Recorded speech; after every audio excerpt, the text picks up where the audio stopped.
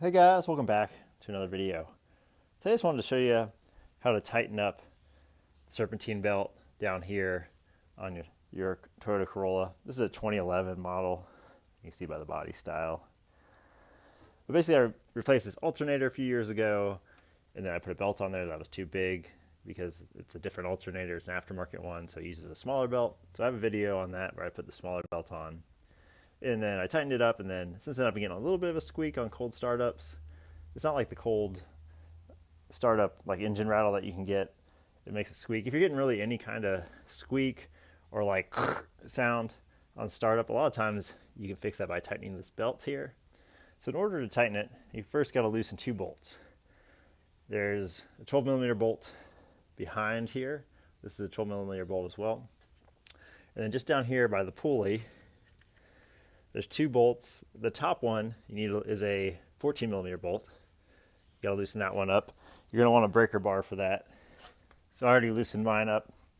I use this big long breaker bar, put it down there, get it loose. Now loosen this one up. Torque spec for this bottom bolt, that's technically the one on top, is 32 foot-pounds, and this one's 14 to 16 foot-pounds right here. So now that we've gotten everything loosened up off camera, we're going to take, again, a 12mm socket.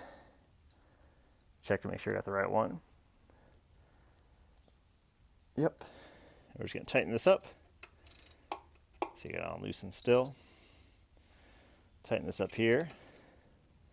So 1, 2, 3, 4, 5. We'll do 6. 6 turns there. It's a little bit tighter. Again, if that makes a squeak go away, that'd be awesome. Again, I'm just going to tighten these back up, torque them down. Again, 32 foot-pounds, 14 to 16 foot-pounds. A lot of torque regions don't go down that low. But definitely you get this one down to 32 and then get this one as tight as you can get it. Thanks for watching, guys. If you got any questions, put them in the comments below.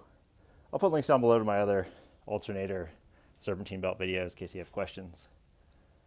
If you found this video helpful, make sure to like and subscribe. I'll catch y'all next time.